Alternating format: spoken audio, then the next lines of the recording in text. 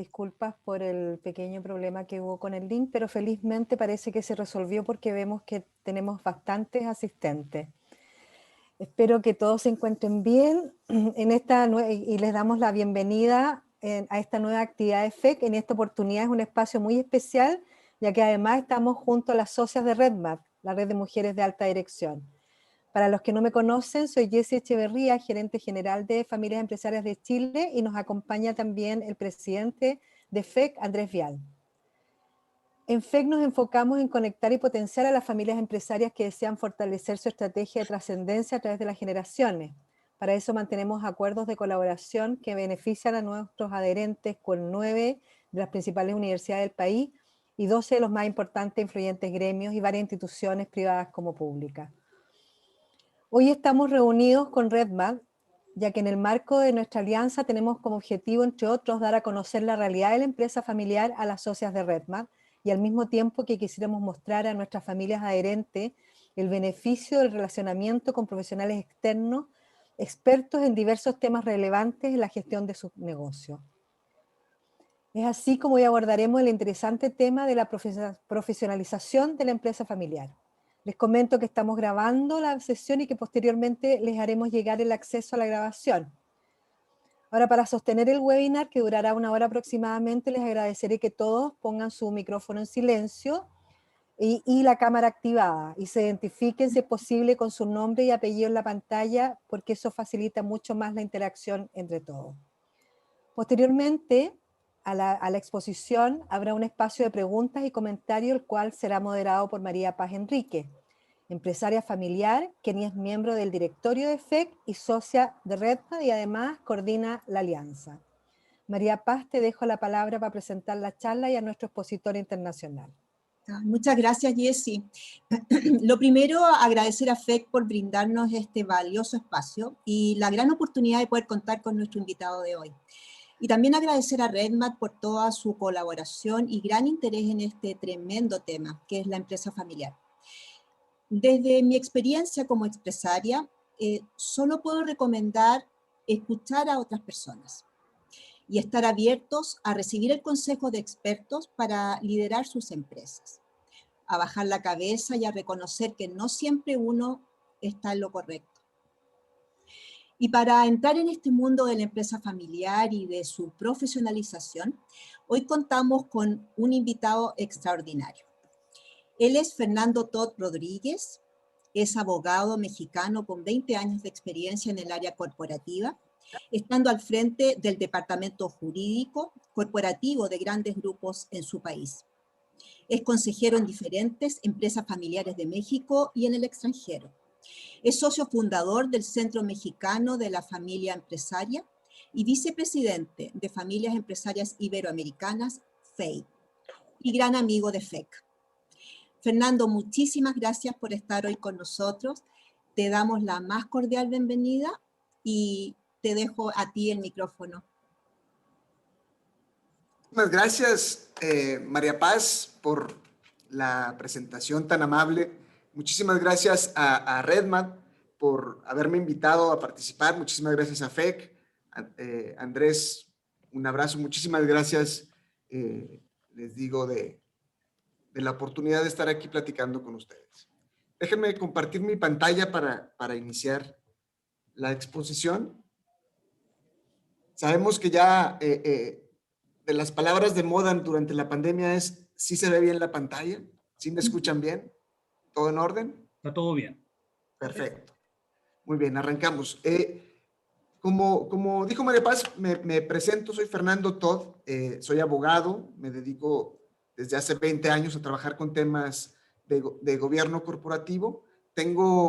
Participo principalmente en 4 empresas, en Todd, Empresas de Familia, que se acaba de fundar este año y que tiene como objetivo el conseguir financiamiento para diferentes proyectos de transformación digital en empresas familiares. En Heralde, Empresas de Familia, que es la empresa desde la cual prestamos servicios de institucionalización a empresas familiares. Es una firma que tiene contadores, ingenieros, abogados, y junto con otros colegas fundamos hace ya alrededor de 7 años el Centro Mexicano de la Familia Empresaria, que tiene alcance nacional y donde participan académicos, consultores y empresarios familiares de nuestro país. Y este año, como resultado de la pandemia y de que empezamos a buscar de qué manera nos podíamos relacionar con gente que compartiera nuestros intereses y nuestros valores, platicando con Andrés Vial nos surgió la idea de formar familias empresarias iberoamericanas, que es un esfuerzo que intenta agrupar a diferentes jugadores de este sector tan importante que es el motor de la economía de todas nuestras empresas iberoamericanas. Y entonces para nosotros es un honor, como es un honor y es un gusto que desde el Centro Mexicano hemos, permítanme tantito, desde el Centro Mexicano hemos, aquí está ya, hemos creado alianzas muy importantes como la que tenemos con FEC en Chile y el Consejo de Empresas Familiares de Colombia, que son dos hermandades, dos asociaciones que nacieron justamente durante la pandemia y por lo cual me pareció oportuno presentarlos en esta ocasión porque la pandemia nos está conectando de manera digital y nos conecta en grupos, tiene una forma chistosa, rara, y antes de seguir, quisiera pedir una disculpa si digo una palabra, un mexicanismo que en su país significa otra cosa. Trataré de tener cuidado, tengo muchos amigos chilenos y creo que me sé las malas palabras, entonces trataré de no decirlas. Pero la pandemia nos conecta en grupos y nos hemos aprendido a entrelazar. Nos va agregando a lugares donde conocemos gente que tiene intereses similares a los de nosotros y el algoritmo de Facebook que nos conoce mejor que nosotros mismos y es algo que nos debería de preocupar, pero otro día, porque hoy vamos a platicar de otras cosas, puso frente a mis ojos una historia de una mujer empresaria, de una mujer que comparte muchos de los valores que compartimos aquí y que por eso me atrevo a desviar un poquito el tiempo de la presentación para platicarles la historia de esta mujer mexicana, una mujer mexicana como hay muchas en nuestro país, como seguramente hay muchas en el suyo, ¿sí? Es la historia de la señora Estela Martínez, ¿sí? Ella es una mujer, les digo, como muchas, que trabaja desde niña en todo tipo de labores. Lo mismo limpiando casas, bordando servilletas, ordeñando vacas, haciendo queso fresco. Ella nació en Sinaloa, en Mazatlán, ¿sí? Cerca aquí de donde vivo. Ella dice una frase que es muy común oír en México: al trabajo nunca le ha tenido miedo. Formó su familia, tuvo 2 hijas, tuvo un hijo, se casó y un día sus necesidades y su familia decidieron que lo mejor era migrar. Platicábamos antes de entrar el fenómeno que se da en México de la migración. Porque ella se enteró por radio que en un rancho que estaba cerca de su casa necesitaban empleados para ordeñar vacas y hacer quesos. Viajó 4 días en trenes y camiones hasta llegar a Baja California, ese brazo que se ve en el mapa de México a la altura del Pacífico. Y llegaron al rancho, consiguieron el empleo y este empleo les duró un par de años hasta que el rancho quebró y se volvió a quedar una vez más sin trabajo. Con miedo y todo, doña Estela, que como dijimos no le tenía miedo al trabajo, empezó a pensar cómo se iba a transformar. Lavó, planchó ajeno, hicieron tortillas, pan, se puso a vender. De pronto consiguieron un terreno que alguien les regaló y fincó, puso una pequeña casa sin piso, sin techo, pero trabajando para salir adelante desde abajo, ¿sí? Lavando y planchando ajeno, hasta que una mañana ya no se pudo mover, ¿sí? Se levantó con un dolor insoportable en las manos como consecuencia de lavar y planchar ajeno. Los cambios de temperatura, el trabajo de muchos años le pasó factura. Y entonces pues ya no pudo continuar con ese oficio. Y además de que el doctor se lo había prohibido, físicamente le resultaba imposible continuar con eso. Entonces, la pregunta es, ¿qué hacer? Y empezó a vender burritos. Burritos son como tacos, más conocidos acá en el norte de México, hechos de tortilla de harina, que van completamente enrollados. Y como sabemos, doña Estela no le tiene miedo al trabajo y empezó a vender burritos a los trabajadores de cerca de su casa y a los maestros de la escuela rural donde iban sus hijos. Empezó vendiendo 6 burritos al día, después 200 burritos cuando se dio cuenta porque tuvieron muchísimo éxito. Otro día, afuera de su casa, empezó a poner una mesa para hacerlo restaurante. Después, un día, tuvo 6 mesas, ¿sí? Su machaca con huevo y su borrego tatemado se empezó a esparcir como se esparcen los chismes. Y de pronto empezó a llegar gente de muchos lados, de muchas ciudades de alrededor, muchísimos turistas, porque Baja California, ustedes saben, es una ciudad que recibe muchos turistas. Y un día le sonó el teléfono de su ya restaurante. Sonó el teléfono y era una persona que le hablaba en inglés y doña Estela le colgaba el teléfono porque no entendía ni papa, ¿sí? Le volvió a marcar, le volvió a colgar hasta que el avispado británico que se estaba comunicando con ella se dio cuenta que necesitaba un traductor, ¿sí? Y el traductor se comunicó con doña Estela para avisarle que había sido galardonada con el premio al mejor desayuno del mundo que otorgaba una red de expertos gastronómicos que se llama Foodie Hub en Reino Unido y con presencia internacional, y le pasaron la buena noticia, ¿sí? Que había ganado su restaurante, su pequeño restaurante, este premio del mejor restaurante del mundo, ¿sí?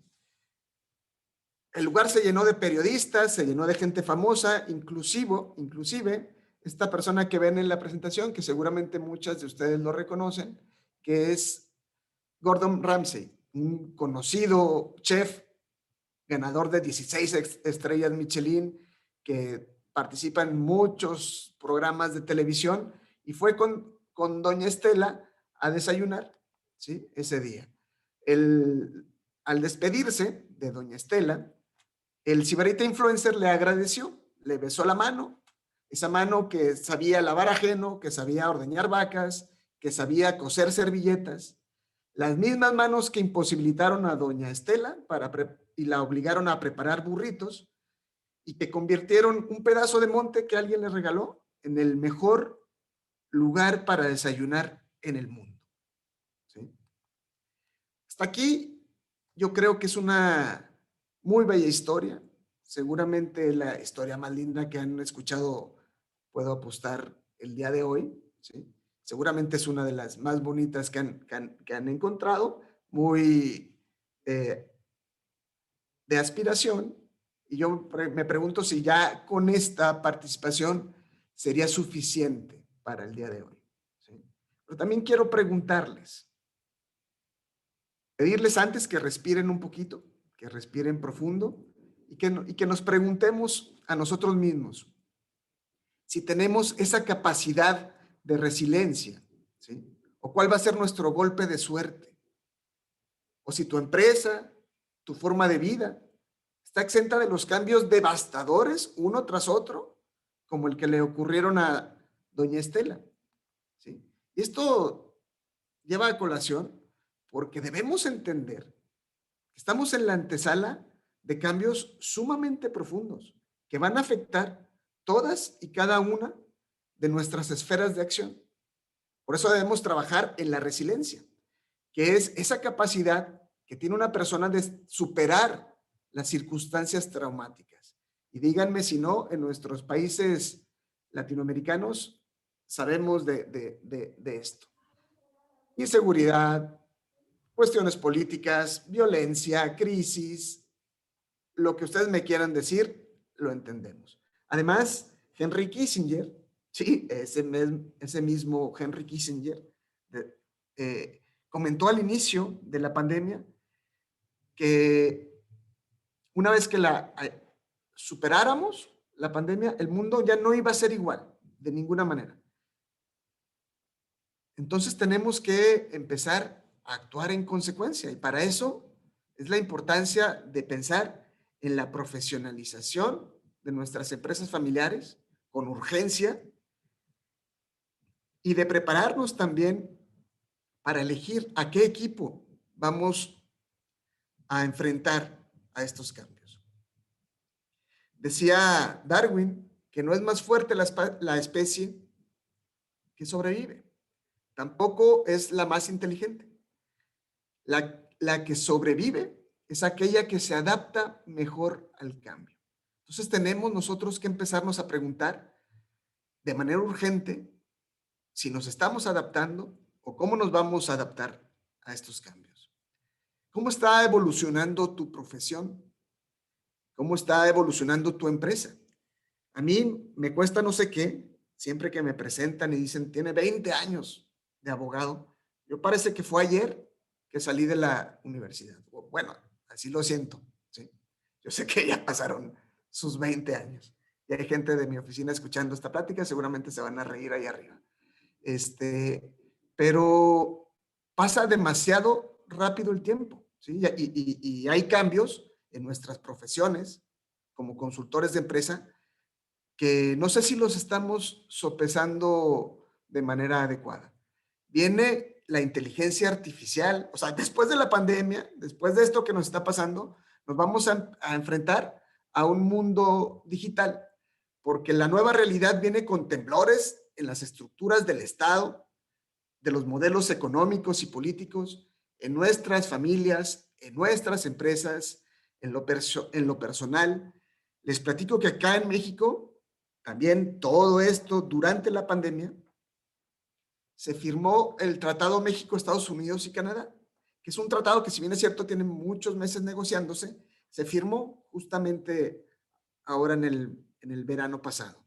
Y esto nos implica un nivel de exigencia muchísimo mayor para las empresas familiares, porque es un tratado de integración económica, ¿sí? Y tendremos que tener las mismas reglas que tienen las empresas norteamericanas, particularmente en temas de compliance, de cumplimiento. Y después podemos platicar, si quieren, un poquito más de eso. Pero vienen retos muy importantes para nuestras empresas. La inteligencia artificial, la red 5G, que es la red de Internet más potente que el humano haya creado, que es 10 veces más potente que la red 4G que tenemos actualmente y que conectará a las cosas con el Internet, ¿sí? Esto implicará cambios dramáticos en la manera de hacer negocio. Yo quiero comentarles que los niños son un ejemplo muy claro de resiliencia. Durante esta pandemia, mis hijos fueron muy privilegiados, muy afortunados, porque pudieron continuar con sus clases en línea. Andrés, mi pequeño hijo de 7 años, 6, 7 años tiene, aprendió a escribir un acto así de físico a través de la pantalla de una computadora. Esto para mí cambia mi percepción totalmente del mundo, porque ¿cómo aprenden ellos y cómo aprendiste tú? Tenemos que darnos cuenta que en 10 o 15 años, cuando mucho, esos niños que están aprendiendo hoy sus primeras palabras a través de una pantalla digital van a estar sentados al lado tuyo, ¿sí? ¿Cómo nos vamos a enfrentar a eso? Hace 20 años, les digo, me gradué. empecé a trabajar en una época en donde apenas empezaba a circular el teléfono celular, que cuando mucho mandaba mensajes de texto. Hace 10 años nació mi hijo mayor. Pasamos otra década. Cuando nació mi hijo mayor, mi práctica como abogado, como consultor, todavía me significaba presentar facturas en papel, escrito con un folio, que se presentaba al cliente, que la revisaba y la programaba pago. Hoy, 10 años después, en México, las facturas son electrónicas, con códigos digitales que hacen imposible su alteración. La contabilidad se lleva de manera electrónica. Hay softwares que te dicen cómo van tus números.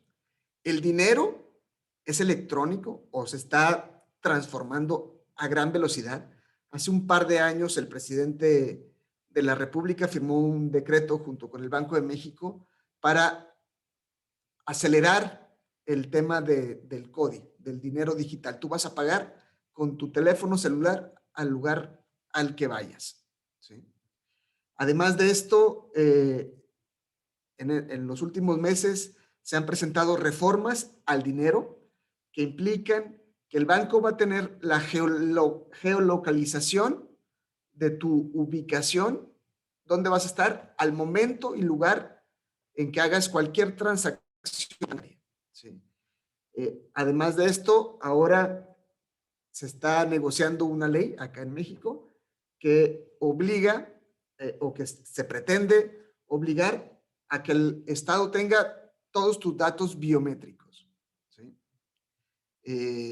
La huella digital, el iris de tus ojos, que ya lo tiene, de hecho, desde hace muchos años, el SAT, el Sistema de Administración Tributaria. A lo que voy es que el mundo está cambiando a una velocidad impresionante. Esta mano sosteniendo mi dedo es la mano de mi hijo mayor, hace 10 años, ¿sí?, que se tomó esta foto, cuando el mundo era totalmente diferente al mundo que tenemos hoy. Y mi pregunta es, ¿cómo va a ser el mundo dentro de 10 años? ¿Sí? Julio Cortázar preguntaba, joven amigo, ¿se siente revolucionario? ¿Cree que la hora se acerca para nuestros pueblos? En ese caso, proceda con seriedad. La revolución no es un juego. Y aquí estamos enfrentándonos a una revolución en muchos sentidos. Una revolución industrial, una revolución tecnológica, cambios políticos, hay mucha polarización en todas nuestras sociedades. Vean y escojan al país que quieran, ¿sí? En todos están pasando muchísimas cosas. Y también nos decía Julio Cortázar, mate los sueños, sea serio. Pero yo quisiera pensar que sí que tenemos motivos para soñar, ¿sí? Tenemos motivos para soñar que están en nuestras empresas, en nuestras familias, y que tenemos que transformarnos junto con la realidad, ¿sí? Han visto durante el transcurso de esta plática muchos zorros. Mi apellido, Todd, en inglés significa zorro. Mi escudo de armas de mi familia son 3 zorros protegiendo el escudo. Y la frase oportet vivere, que significa vivir es una oportunidad. Entonces hoy vamos a hablar acerca de la profesionalización de las empresas y de la prestación de servicios como la herramienta y la necesidad de construir una nueva realidad, ¿sí?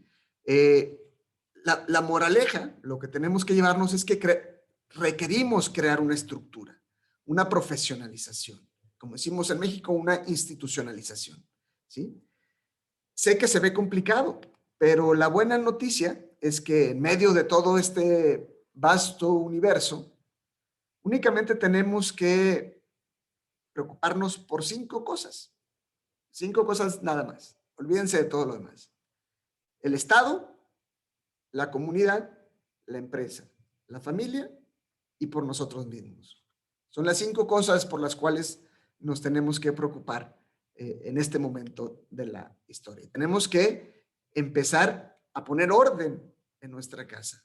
Tenemos que empezar a poner orden en nuestra familia y así iniciar un proceso de profesionalización. Y lo primero que tenemos que hacer es abrir un diálogo entre generaciones.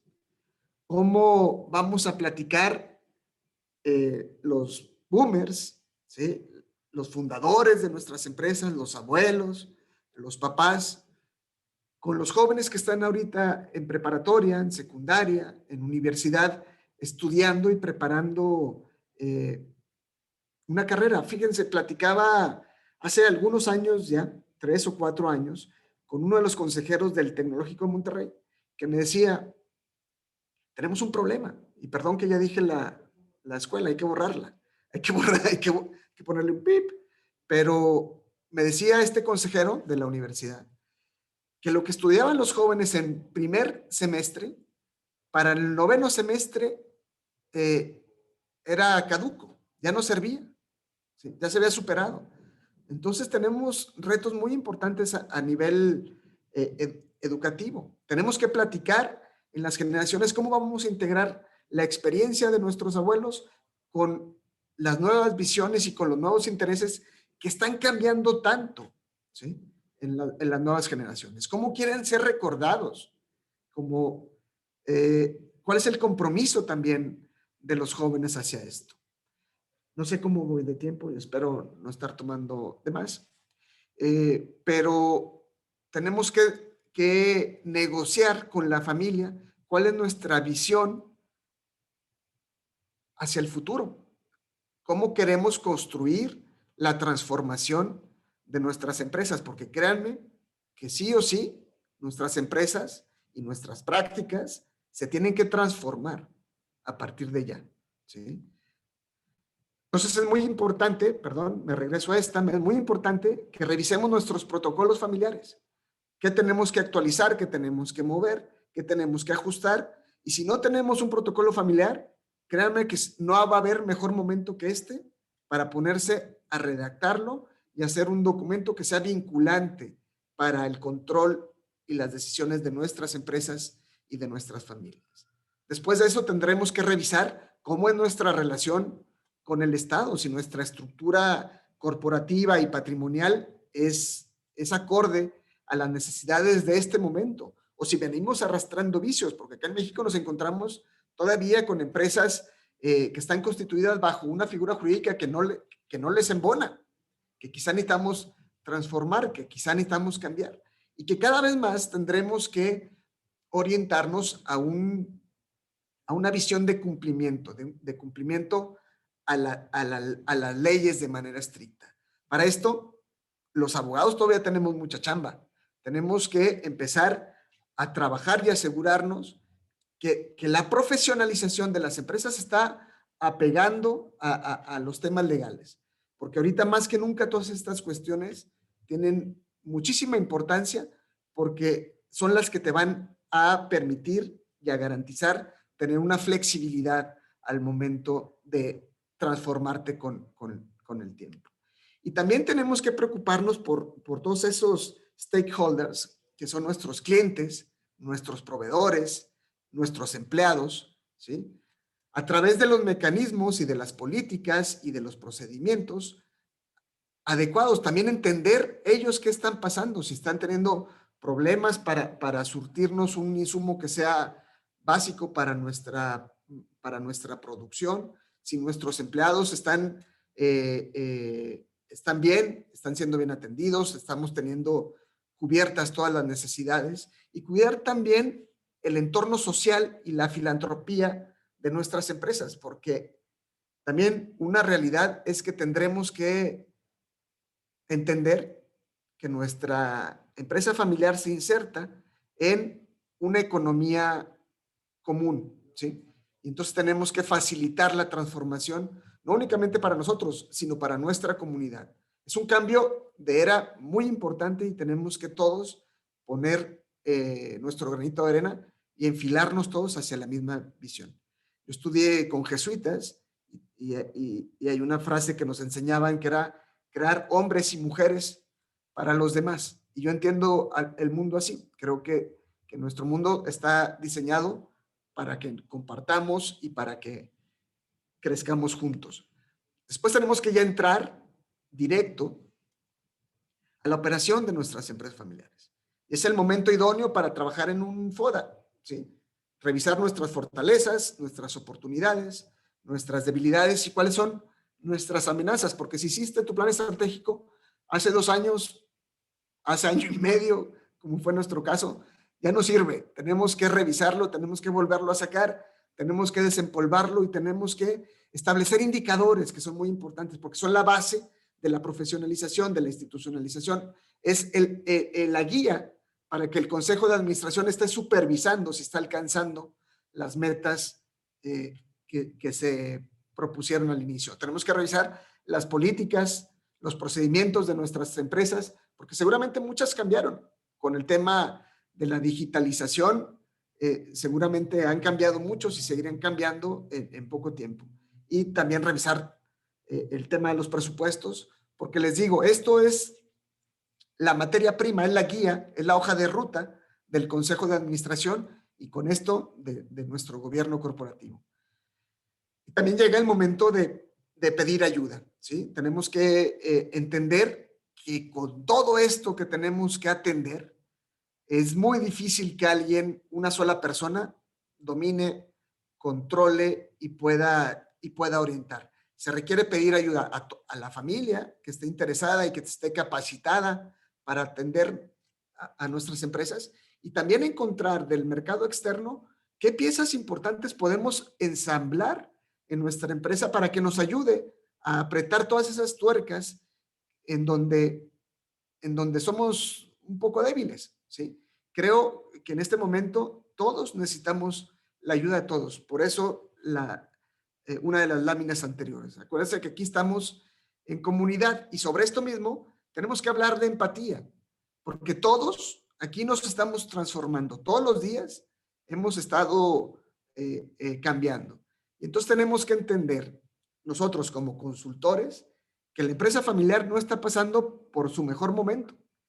Y también la empresa familiar tiene que entender que el consultor quizá está en un proceso de transformación, porque créanme que todos los días estamos viendo cosas nuevas, estamos aprendiendo cosas. Justamente antes de entrar estaba viendo que JP Morgan en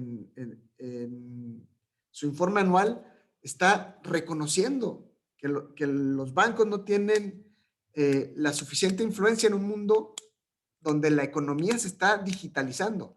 Los bancos están teniendo broncas. ¿Qué nos dejan a nosotros? ¿Sí? Y esto mismo nos lleva a la necesidad del profesionalismo. ¿Sí? Tenemos que nosotros como consultores dar lo mejor de nosotros mismos y estar muy atentos a los cambios que están ocurriendo, porque tenemos que comunicarnos. Nosotros somos una voz fresca, diferente, que va a nutrir a las empresas familiares justamente de esa visión y que vamos a colaborar muchísimo con la ceguera de taller. La familia empresaria a lo mejor está haciendo todos los días lo mismo y no se da cuenta porque está enfocada a un punto de las cosas que pueden cambiar y de las cosas que pueden mejorar y de cómo pueden hacerlo, ¿sí?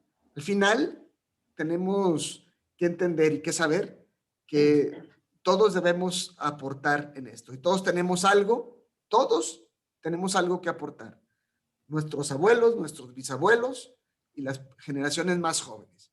Aquí lo importante de esto es entender que todos estamos en lo mismo y que todos podemos colaborar. Les iba a decir que todos estamos en el mismo barco, pero quizá nada más todos estamos en la misma tormenta, cada uno en diferente barco, ¿no? Y preguntarnos también, nosotros cómo estamos, porque esta pandemia no acaricia. Esta pandemia nos ha llevado a todos a reevaluar muchísimas cosas en nosotros mismos. Y para eso estamos hoy aquí, para platicar, para apoyarnos Y yo quisiera cambiar esa frase de Cortázar, de mate los sueños, sea serio. Yo quiero mejor decir, mate los sueños o sea serio. Y quiero que escojamos ser serios a través de la profesionalización de nuestras empresas familiares. ¿Sí? Quiero agradecerles una vez más la invitación. Espero que esta plática les haya aportado mucho. Ahorita me encantaría escuchar sus preguntas. Les dejo mis redes sociales donde me pueden encontrar. Con muchísimo gusto nos ponemos a platicar ahí. Y si quieren escanear este código QR, los ingresa a un grupo de WhatsApp en donde estamos continuamente posteando información acerca de cursos, de pláticas, de herramientas que creemos que pueden ser útiles a las empresas familiares. Yo con esto cierro mi presentación y me quedo atento a sus preguntas y respuestas. Gracias, Fernando. Muy interesante tu exposición. Dejo ahora a María Paz para que nos acompañe en el espacio de preguntas. María Paz. Estás muteada, María Paz. Muchas gracias, Jessy. Muchas gracias, Fernando. Tu charla nos hace reflexionar en torno a todo lo que estamos viviendo y como una base a poder abordar un cambio que nos cuesta tanto. Nosotros queremos plantearte algunas preguntas que tienen que ver con, por un lado, el aspecto de la empresa, de la profesionalización desde la vereda de la empresa, y también tenemos algunas preguntas después que queremos abordar desde la vereda del profesional que es externo a la empresa. Son dos mundos aparte, son dos desafíos súper importantes. Y para eso habemos acá algunas socias Redmart que tenemos unas preguntas para hacértelas a viva voz.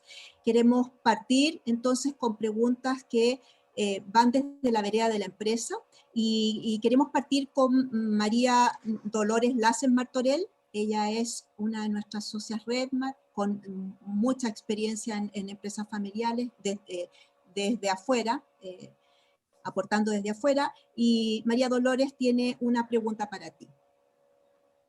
Hola, gracias María Paz. Hola Fernando nuevamente, muy buena tu charla.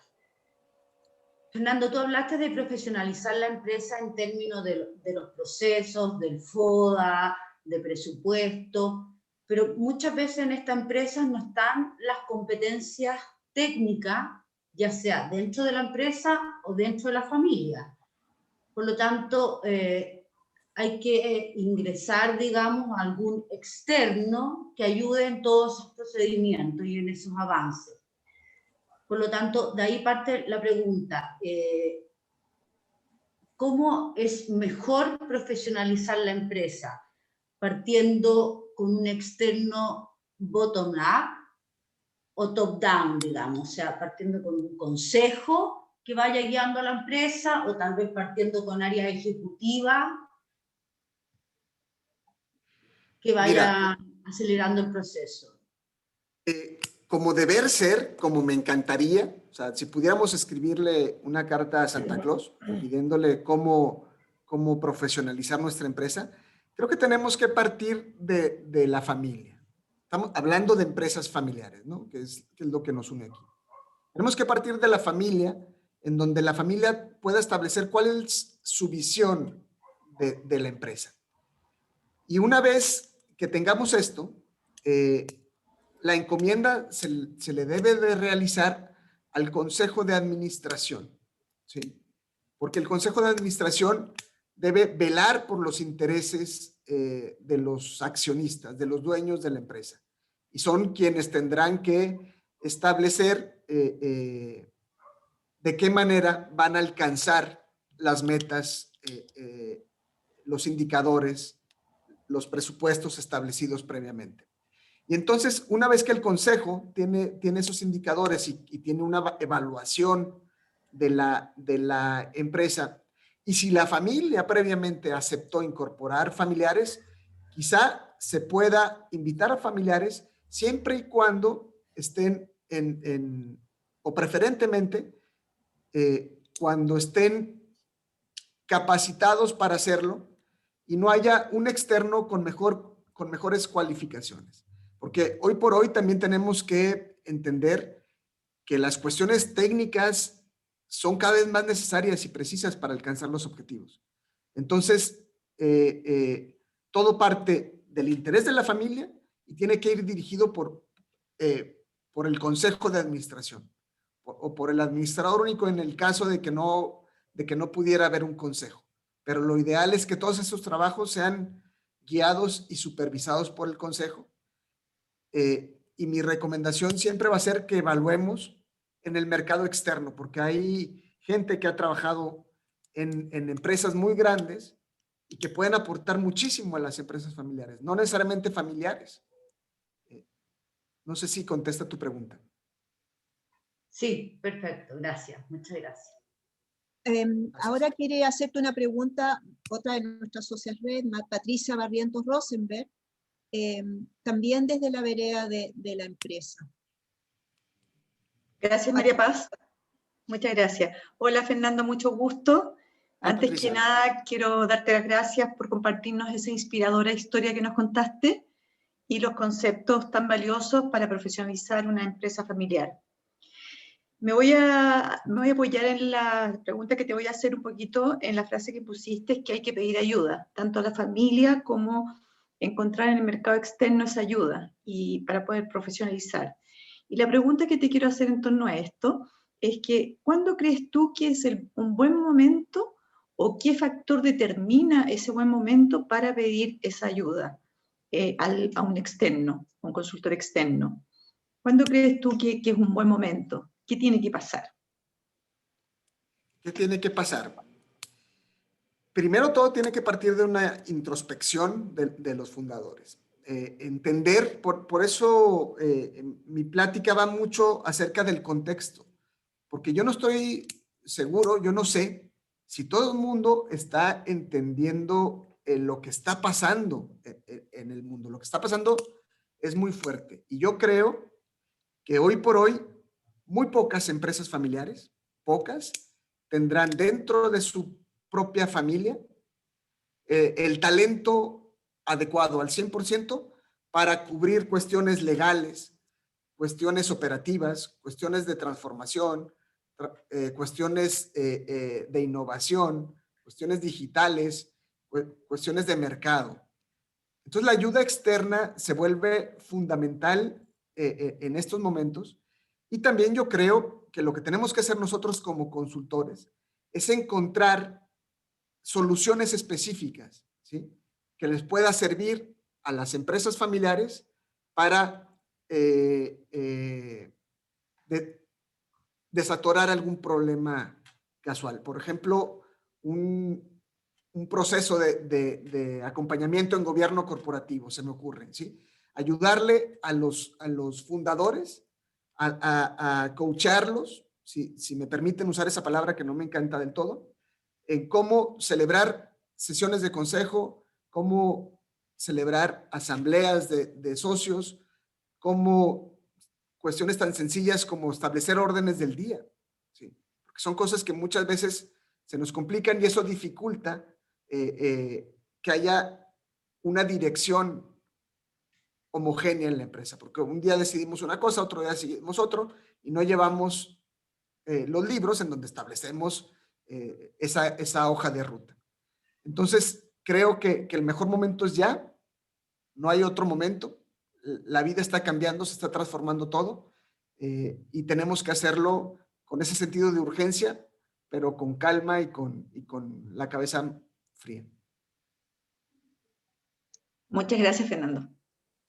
Gracias, Fernando. Tengo yo una pregunta para ti ahora, y aquí me pongo definitivamente mi sombrero de miembro de una empresa familiar, y que es cómo se compatibiliza la visualización de esa necesidad que tenemos con la sucesión. Es decir, ¿cómo evaluamos la alternativa de incorporar a nuevas generaciones de la familia que tienen, sin lugar a dudas, buena formación, con la incorporación de terceros. ¿Cómo equilibramos, cómo tomamos esa decisión? Porque tú lo dijiste, hay que incorporar a la familia, pero también sabemos que hay necesidades puntuales que podemos solamente cubrir, o pensamos que las podemos cubrir a través de terceros. ¿Cómo compatibilizamos ambas visiones, ambas necesidades y ambas oportunidades? Tenemos la oportunidad de generar el ingreso de las nuevas generaciones, tenemos la oportunidad de contar con excelentes profesionales externos. ¿Cómo lo compatibilizamos? ¿Qué hacemos? Fíjate que yo partiría otra vez del protocolo familiar. Primero, la familia, ¿qué decidió? A mí me ha tocado trabajar con empresas familiares en donde nos dicen, nosotros ya no queremos trabajar con familia. Y otras familias que nos dicen, nosotros sí queremos, pero queremos evaluar si el talento de nuestra familia es mejor que el que podamos encontrar afuera. Aquí es un tema de competitividad para las familias y para las empresas. O sea, tenemos que entender que ahorita tenemos que buscar el mejor talento para nuestra empresa, porque este talento nos va a llevar a conseguir ciertos objetivos. Y también establecer en el protocolo reglas muy claras para la familia. Es decir, olvidarnos ya de estos problemas que hemos arrastrado durante años, en donde se contrata al sobrino o al primo o al tío, porque a lo mejor necesita trabajo, porque no encuentra trabajo en otro lado, y el sueldo de auxiliar contable que tenía asignado ese puesto no le es suficiente y entonces le pagamos el doble o el triple, ¿sí? O sea, tenemos que establecer las reglas muy claras desde el principio y por eso siempre me regreso al protocolo familiar, porque todas estas cuestiones las podemos establecer desde ahí y de esta manera, con un protocolo familiar bien hecho, podemos despresurizar muchos conflictos, porque el día de mañana que haya un externo que busque el puesto de director general compitiendo con un familiar, las reglas están claras desde nuestro documento fundacional. Y entonces ya nadie se va, decimos en México que el que avisa no es traidor. Y entonces si la familia sabía de antemano cuáles eran las reglas mediante las cuales íbamos a elegir un director o a cualquier puesto importante en nuestra empresa, y ya todos conocíamos esas reglas, pues única y exclusivamente nos tenemos que ir a la letra, a lo que establecimos, a lo que acordamos, a lo que firmamos, a lo que hicimos incluso vinculante a nuestros estatutos sociales. Gracias, Fernando. Tenemos una pregunta ahora desde la mirada del profesional externo a la familia. Y para esta primera pregunta desde esa vereda tenemos a Bárbara Levín de la Jara, socia Redma también y actualmente ejecutiva de una empresa familiar en Chile. Bárbara. Hola Fernando, muchas gracias por tu charla. Yo te quería preguntar desde la otra vereda, como dice María Paz, desde el punto de vista del ejecutivo externo, ¿cuál sería tu recomendación de cómo uno debiera acercarse a la familia empresaria? ¿Cómo ganarse la confianza de los dueños? ¿Qué hacer para conocer la cultura de la empresa, la cultura de la familia? Y desde ese mismo punto de vista, hay mucha diferencia, según tu experiencia, de cuando uno llega a la empresa familiar, de una gran corporación, de una gran empresa, o viene de una empresa mediana. ¿Hay algún tip, alguna recomendación un poco de cuando uno se enfrenta a esta cultura y a esta familia? ¿Cómo ser exitoso en ese camino? Muchas gracias, Bárbara, por tu pregunta. Yo creo que vivimos tiempos complicados todos y encuentro en las empresas familiares mucho miedo y mucha preocupación al momento de contratar ejecutivos externos, porque hay de todo, ¿sí? Como en la vida, como en la viña del Señor, te puedes encontrar profesionales muy buenos y muy capaces y otros que a lo mejor no lo son tanto y que únicamente tienen muy buen verbo y muy buena labia. Entonces yo creo que una cosa muy importante que debemos hacer los consultores externos es aprovechar estos foros para platicar, para compartir experiencias, para a través de una escucha activa podamos entender cuáles son las necesidades de las empresas familiares. Realmente, ¿qué está pasando en las empresas familiares alrededor de nosotros? ¿Qué servicio le podemos brindar? ¿Y de qué manera podemos abordarlos de una manera que ellos no se sientan... yo soy consultor, tengo mi empresa y recibo N cantidad de mensajes no solicitados, de correos, ofreciéndome, vendiéndome, en frío, sin ni siquiera haber hecho un contacto, sin ni siquiera saludarme, sin ni siquiera nada, ya me están tratando de vender algo. Entonces, creo que también en nuestras prácticas está cambiando muchísimo la forma en que tenemos que acercarnos a las empresas familiares. Creo que una muy buena práctica es generar contenido, ¿sí? Subir artículos, hacer resúmenes, informarle a las empresas familiares lo que está pasando y cómo lo pueden abordar. Yo creo que eso es algo que no pasa de moda, que los clientes se encuentran valioso en la medida de que sea valioso el contenido que estás generando. Y crear, ¿sabes también que es muy importante? Crear redes entre consultores. Por eso lo que hacen ustedes es maravilloso, porque mi despacho, yo soy abogado, soy notario público, desde hace algunos años, y he entendido que la profesión ya no es como era cuando me gradué, ¿sí? Tenemos que crear redes con inteligencia de otro tipo. En mi despacho hay ingenieros, hay contadores, hay abogados, ha habido psicólogos, ¿sí? Porque la empresa familiar se tiene que abordar de una manera multidimensional. Y creo que si en conjunto podemos crear cosas que le sirvan de manera integral a las empresas familiares, también puede ser una buena herramienta. No sé si te contesto, Bárbara. Sí, perfecto, muchas gracias. Esto es un desafío, en el fondo podríamos estar hablando de esto mucho tiempo. Sí, Pero... todo el santo día. Sí, muchas gracias, Fernando. Gracias. Gracias, Fernando. Gracias, Bárbara. Daniela Gabrieli, tiene otra pregunta para ti, Fernando, en la misma línea, desde el aspecto del ejecutivo, Gracias. del profesional externo. Gracias, María Paz. Hola, Fernando. Bueno, bajo la misma mirada también, yo te quisiera preguntar que, bajo tu experiencia, ¿cuál crees tú que serían las principales características que debería tener un profesional externo para trabajar como tal en una empresa familiar? Profesional externo para trabajar en una empresa familiar, ¿cuáles son sus características? Primero, tiene que conocer el origen de la empresa familiar. Debe de conocer los valores, de dónde vienen, cómo se han transformado. Tiene que ser muy empático. Por eso les hablaba de empatía en mi charla. Tiene que entender que los fundadores en este momento pasan por un momento muy complicado, porque han venido gestionando sus empresas los últimos 30 años de una manera y de pronto cambian muchísimo las cosas, ¿sí?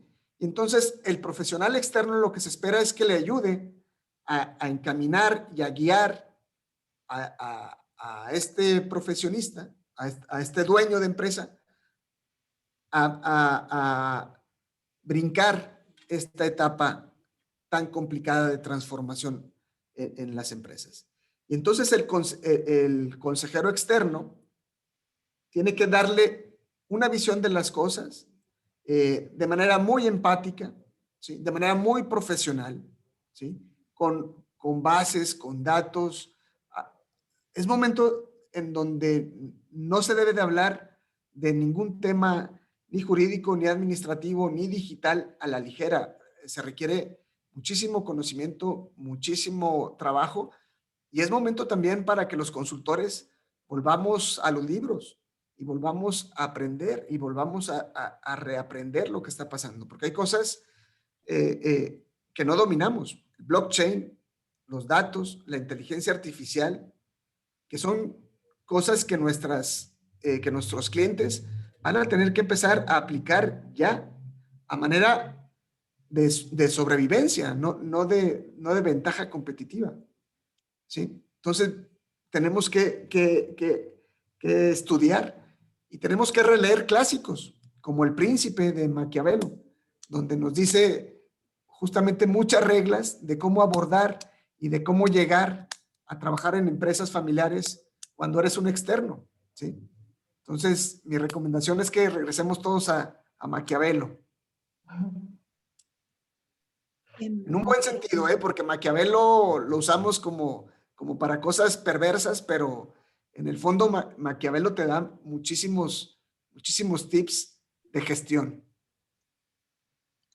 Gracias, Bien, Fernando. Muchas gracias. Tengo una pregunta en el chat que quiero hacerte, Fernando, y es la de la Lili Parada. Y ella dice, profesionalizar implica también cambios culturales. Por ejemplo, al incorporar ejecutivos externos se generan choques culturales, sobre todo cuando ellos vienen del mundo corporativo o de grandes corporaciones. Y pasa mucho que los buenos profesionales se van rápidamente. ¿Cómo puede abordar este tema la familia? ¿Cómo se puede preparar? Y cómo al mismo tiempo lo que estábamos hablando. Entonces, recién contestaste a la pregunta de la Daniela, ¿cómo se prepara el profesional? Fíjate que en este caso pasa muchísimo, yo recuerdo, a mí me tocó trabajar en Grupo Industrial ALA, que es una empresa de lácteos muy importante en México, y me tocó entrar justamente en su primer intento de institucionalización. Bueno, cuando estaba haciendo sus primeros esfuerzos para salir por primera vez a la bolsa, ¿sí? Y ahorita es una empresa que se encuentra en bolsa. Y el choque cultural fue durísimo, porque llegó un equipo que venía de una refresquera, no voy a decir cuál, que tenía experiencia trabajando en la refresquera, a entrar a trabajar a una empresa de ganaderos, ¿sí? Un mundo totalmente diferente, en donde el choque fue fortísimo, porque no se entendían los ejecutivos corporativos de grandes refresqueras, ¿sí? Con experiencia en otros niveles, con una empresa propiedad de ganaderos, acostumbrada a gestionarse como empresa de ganaderos, ¿sí? De producción de leche, de queso, de mantequilla, y párale de contar. Hoy Grupo Lala llegó a ser el grupo lechero más importante de Iberoamérica, de Latinoamérica, con operaciones en Estados Unidos, en Centroamérica, en Sudamérica, pero empezó así, con un choque de culturas muy fuerte, en donde se ponderó y se prefirió entender hacia dónde queríamos ir, con una visión muy clara del presidente del Consejo de Administración, que supo sortear todos los embates internos y externos de la empresa. Y en la familia es muy importante que concienticemos a las siguientes generaciones en ser buenos accionistas. La ley, no vamos a inventar el agua tibia. La ley nos indica con precisión y con claridad qué decisiones, bajo qué fundamentos, con qué quórum, cómo vamos a acordar las cosas. Y tenemos que irnos by the book, pum, pum, pum. Yo platico mucho con las empresas familiares que institucionalizarse es como cuando juegas al turista con tu familia, o al Monopoly, no sé cómo le digan allá en Chile, este juego donde tienes que sacar el tablero y te aventas los dados y corres con los aviones. ¿sí? Pero cada fin de semana que lo sacas, ya no te acuerdas de cómo son las reglas. Entonces tienes que ir al librito y revisar cuántas vueltas le tienes que dar al tablero para poder comprar un país, cuántos países tienes que tener para poder comprar una casa, cuántas casas para comprar un hotel y cuántos billetes azules, verdes y naranjas tienes que repartir a cada uno de los integrantes. Todas esas reglas vienen establecidas o en el protocolo familiar o en los estatutos sociales, ¿sí? Y entonces crear un ambiente de buenos accionistas nos va a ayudar muchísimo a desconflictuar todos estos temas que sí que se pueden dar. Fernando, tengo otra pregunta en el chat para ti, de Jaime Ale, yo creo, sí, y dice, Fernando, en tu experiencia, ¿qué condiciones debe ofrecer una empresa familiar para atraer el talento profesional y ejecutivo externo a la familia? ¿Qué condiciones debe ofrecer una empresa familiar para atraer talento profesional y ejecutivo? Esta pregunta me la hacen mucho porque trabajo mucho con empresas familiares que dicen, tengo ejecutivos valiosísimos, que si se van, se nos cae la empresa, ¿sí? Y entonces hay muchos esquemas de retención de ese talento, ¿sí?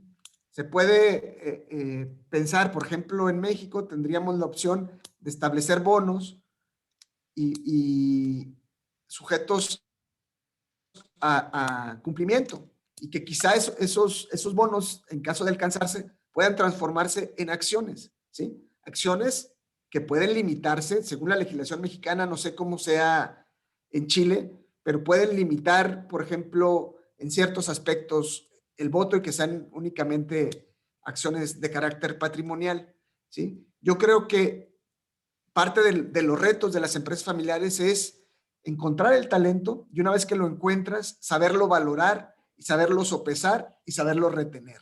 Definitivamente es parte de lo que tiene que ofrecer la empresa familiar. Y Fernando, ¿y cómo uno como empresa familiar es atractivo, crees tú entonces, a estos talentos externos? Yo creo que seguimos dependiendo del tema de oferta y demanda. Si hay,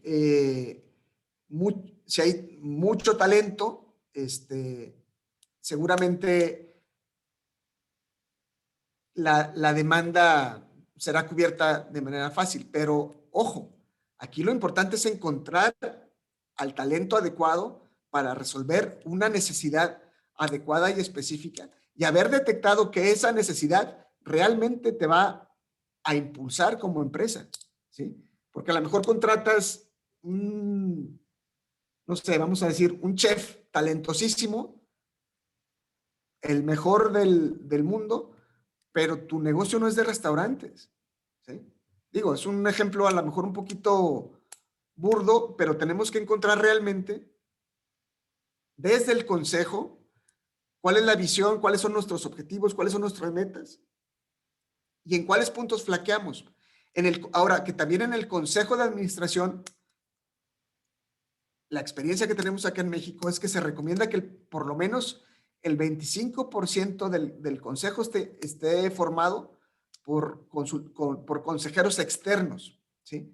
Es decir, que no vengan del mismo giro de la empresa, que traigan una visión diferente, que no tengan una relación de proveedores o de clientes, porque ese lugar, ¿sí?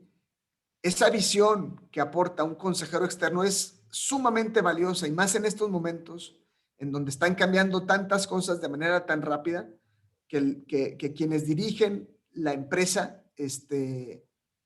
pueden nutrirse de visiones diferentes. Otra cosa que se pueden hacer y que hemos venido practicando es integrar consejos de administración completos y acompañar a empresas de diferentes giros, son como circos ambulantes, ¿sí? Consejos con perfiles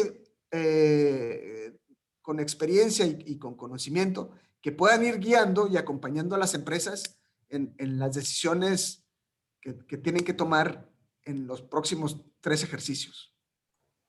María Paz, te quiero recordar que nos queda un espacio solo para una pregunta más porque está muy interesante. Tengo muchas preguntas acá, muchas. Varias tienen relación con cómo el fundador en el fondo va a traspasar o cuando el fundador está dispuesto a traspasar el mando de la empresa familiar. Una pregunta que hizo Víctor acá. Hay una pregunta también muy atractiva que tiene que ver con una realidad en Chile, no sé, Fernando, en México o en otros países de Iberoamérica. Una pregunta de la Verónica Mex que dice, ¿cómo atraer a los hijos millennials que no les atrae la empresa familiar del padre? Me está pasando muchísimo eso, muchísimo, muchísimo. Y realmente vuelvo al contexto, por eso platiqué el contexto de lo que está pasando. Realmente ahorita los jóvenes, a mí no me gusta decirles millennials porque siento que hemos maltratado la palabra, ¿sí? Sí. Los juzgamos como los millennials, pero realmente son chavos, como decimos en México, son jóvenes que quizá vivieron de manera diferente a nosotros, con circunstancias diferentes. Estamos ante la primera generación en la historia que no va a poder tener el mismo nivel de vida de sus padres. Ese es el mundo que estamos construyendo, un mundo en donde cada vez van a tener menos oportunidades los jóvenes, lamentablemente. Y estamos viendo también que en los próximos años va a entrar los temas digitales, los temas de transformación, que nos van a impactar de manera fortísima, ¿sí? Porque cada vez van a haber menos lugares en nuestras empresas. Yo acá trabajo con empresas del ramo metal mecánico, del ramo agroindustrial, del ramo de servicios, ¿sí? Y los hijos dicen, caray, estudié en Harvard, vengo llegando de Yale y me quieren meter a ordeñar vacas, ¿sí? O me quieren meter a algo donde no tengo yo ni vocación, ni interés. Y además, compadre, el desfile viene por acá y tú estás viendo para allá, ¿sí? El mundo está cambiando. Entonces, yo creo que tenemos que estar muy cerca de los jóvenes, tenemos que escucharlos. Y los jóvenes también tienen que estar cerca de los papás y tienen que escucharlos. El tema aquí es insistir en la dialéctica familiar, en sentarnos a platicar y a entender y a acompañarnos en este cambio de era que se está dando. Porque lo que estamos viviendo es un cambio completo de era, en donde van a pasar cambios impresionantes como nunca antes en la historia, y los cambios serán cada vez más rápidos y cada vez más disruptivos. Entonces tenemos que crear esos puentes de comunicación entre generaciones para poder sortear. Tenemos que educar buenos accionistas, tenemos que escucharlos para orientar la transformación de nuestra empresa hacia lo que venga, que nadie sabe todavía a ciencia cierta qué es la nueva realidad, ¿sí? Y creo que es una oportunidad también de vida para acercarnos a platicar con nuestra familia, con nuestros padres, con nuestros abuelos, entender sus experiencias. Yo aquí tengo algo muy claro, como les decía, hay ciclos que se van cumpliendo. Y hace 100 años, justamente, estábamos en México en medio de otra pandemia, de la gripa española, la mal llamada gripa española. Al mismo tiempo, digo mal llamada porque en realidad se originó en Estados Unidos. Al mismo tiempo estaba la revolución industrial, ¿sí? Con la llegada del ferrocarril, y al mismo tiempo estaba la Revolución Mexicana, ¿sí? Hace 100 años vivíamos una etapa muy parecida a la que estamos viviendo, con una revolución industrial en medio de una pandemia y en medio de una transformación política en nuestros países. Entonces eso nos lleva a pensar muchas cosas, a pensar qué vivieron nuestros bisabuelos entonces, qué experiencias nos dejaron en nuestro DNA, ¿sí? En nuestra experiencia multigeneracional. Y creo que es un momento, sigue siendo un momento de reflexión para todas las empresas familiares, para todos nosotros, de cómo vamos a salir cuando salgamos de esta pandemia. Hay una frase de Murakami que me gusta mucho, y si me dan permiso, déjenme la leo porque no quiero ser impreciso. Sé que vamos con el tiempo y sé que Andrés me va a regañar, porque lo conozco, pero me encanta esta frase de Murakami, ¿sí? Que ya no encontré, pero dice que lo único cierto es que al final de esta tormenta no vamos a ser los mismos, ¿sí? Y que de eso se trata esta tormenta, de cambiarnos. Muchísimas gracias, quedo a sus órdenes. Gracias. Muchas gracias, Fernando. Muchas gracias, Fernando. Muchas gracias, María Paz. Bueno, súper interesante. Como ustedes ven, había muchas preguntas más que quedaron ahí en el chat, pero tenemos que ser precisos también con el tiempo de todo. Les comento que, bueno, en FECVA estamos teniendo varias actividades el 2021 y vamos a seguir con este programa en alianza con RedMath que se llama Conociendo la Empresa Familiar. Y antes de despedirme, también quiero reiterarles que inviten a sus contactos en familias empresarias a conocer y a participar en FEC. Así que muchas gracias a todos por la participación. La verdad es que muy interesante la charla. Y me despido hasta que nos volvamos a encontrar en un nuevo espacio aquí junto con las socias de RedMath. Gracias María Paz, gracias Fernando, gracias a todos. Gracias a ti, Adiós. Gracias.